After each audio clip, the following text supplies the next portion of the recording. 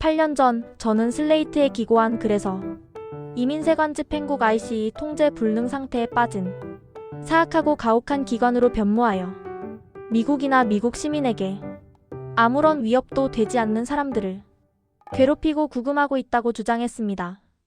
당시 저는 미국 국민들이 ICE를 효과적으로 개혁할 수 있는지 아니면 폐지하고 더 효과적이고 인도적인 방식으로 임무를 수행할 수 있는 기관으로 대체해야 하는지에 대한 솔직한 논의를 필요로 한다고 역설했습니다. 하지만 이제는 더 이상 논의할 단계가 아닙니다. 도널드 트럼프와 스티븐 밀러의 지휘 아래 ICE는 사실상 비밀경찰이나 다름없습니다.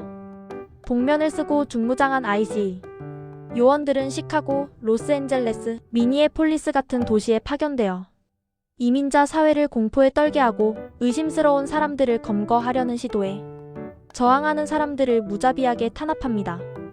ICE는 활동 범위를 넓히기 위해 채용 기준을 대폭 낮춰 지원하려는 사람이라면 누구든 사실상 모집하고 있습니다. 신규 요원을 유치하기 위해 ICE는 미국의 적으로 간주되는 사람들에게 폭력을 행사할 기회를 광고하며 민사 이민 단속을 위험하고 외계적인 세력과의 전쟁에 비유합니다.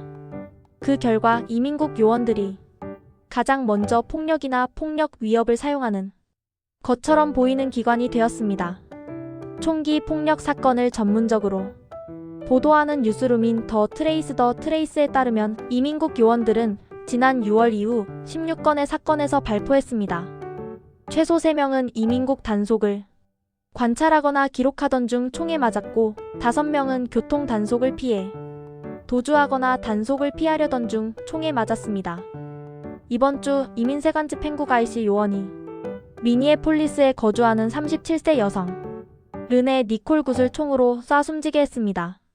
그녀는 SUV 차량에 앉아 있었는데 요원들이 달려들어 차에서 내리라고 요구하며 문을 잡아당겨 강제로 내리게 하려 했습니다. 곧이어 3발의 총성이 울렸습니다. 뉴욕 타임스가 영상 자료를 분석한 결과 굿은 총격 당시 해당 요원으로부터 멀어지고 있었던 것으로 보이며 총에 맞아 사망하고 차량은 인근에 추락했습니다. 그 이후 트럼프 행정부는 굿을 위험한 무장 세력으로 몰아세우며 그녀가 자신의 SUV를 이용해 이민세관 집행국 IC 요원들을 공격했고 크리스티 노엠 국토안보부 장관은 이를 국내 테러 행위라고 규정했습니다. JD 벤스 부통령은 이것은 법과 질서에 대한 공격이었고 미국 국민에 대한 공격이었다고 말했습니다. 다른 영상에서 굿은 결국 자신을 살해한 범인에게 난 당신에게 화난 게 아니에요 라고 말하는 모습이 포착되었습니다. 굿의 사망 이후 이민 단속이 더욱 강화된 것으로 보입니다.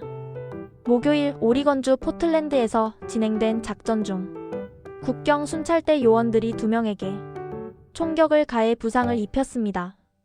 행정부는 굿의 경우와 마찬가지로 피해자들이 국가에 위험한 위협이 된다고 즉시 비난했습니다.